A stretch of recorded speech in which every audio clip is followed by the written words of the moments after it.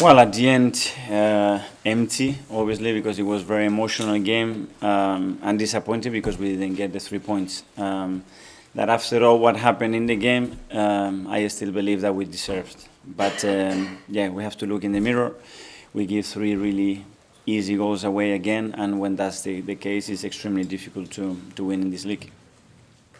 Is it hard when your players are feeling like they were at the final whistle to remind them that if they win at City, the title's in their hands again? No, it's just they want it so much, you know. It's me personally, what I've experienced there, not only with the players, with the staff, and with our supporters, it was incredible because I know how difficult it is. And after 1-0, you make a big mistake, you concede, you know, and then you make another mistake and 2-0.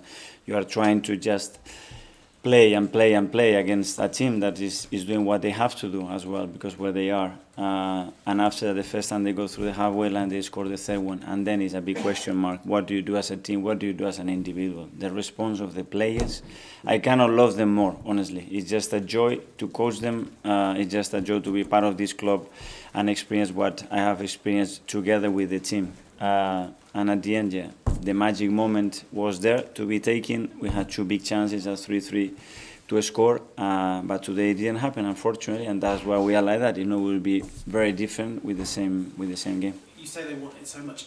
Is it a challenge that this means so much for Arsenal, for the players, that this will be the first time in a generation? Is it a challenge keeping their feet on the ground and not letting them get carried away? But they are, and we have talked about that. It's about playing the games, not the occasion, you know. And we start to play the game, and this happens. It happens in football. It happens in critical moments. What can you do, you know? But then as well, they try to keep playing, and then you see what you saw on that pitch, and there's amount of situations and chances, and what they are able to transmit to the crowd to get where we were. But at the end, it's tough because you see them on the floor, you have to leave them, and I think everybody has to disconnect tonight, digest it, and tomorrow start to think what's the best way to go to Manchester to beat them.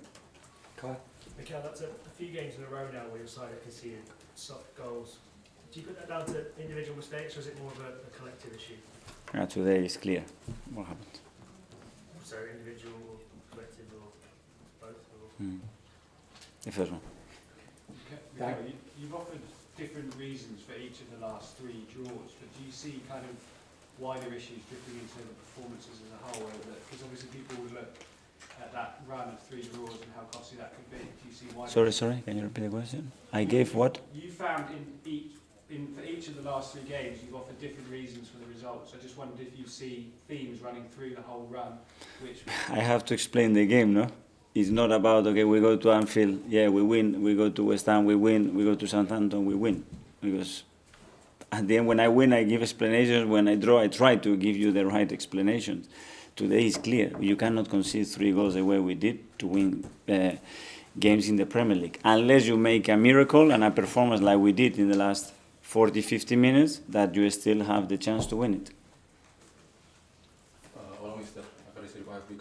What do you think such a contrasting performance puts you in terms of your state of mind and your confidence for the next game at the Etihad?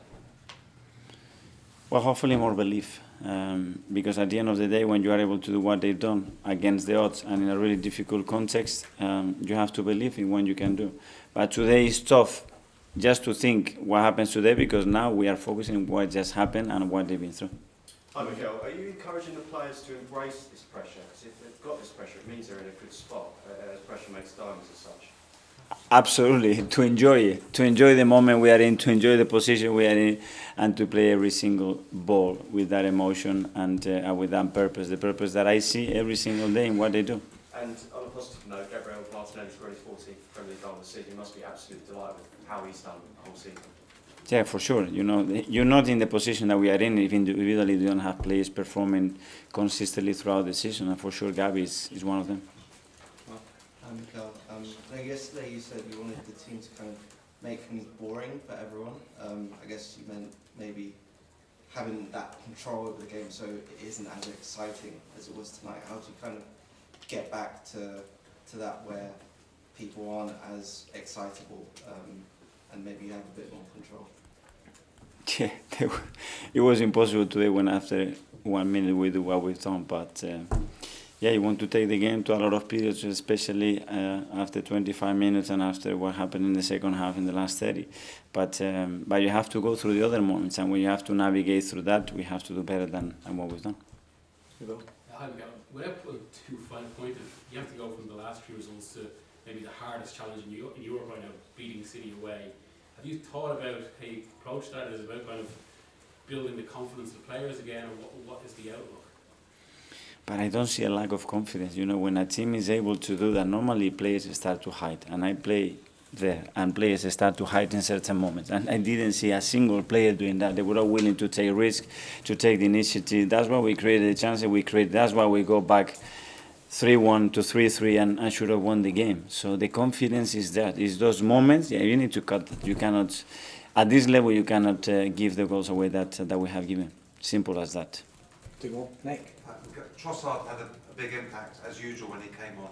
Has he done enough to start games? He does every day. You know, it's about how you play everybody together, and that every phase of play, you know, it's with the right balance as well, without losing that structure and the flow of the team. But when he came on, for sure, he looked really well again.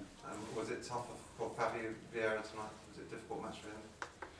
It was a difficult match for a lot of players, I think. But for Fabio, he hasn't played enough minutes. You know, he had good periods, but the game starts as well. Instead of going 1 or 2-0 up and then everything goes in the favour, it starts to go in the game in a much more difficult way, and that doesn't help. Mark, last one.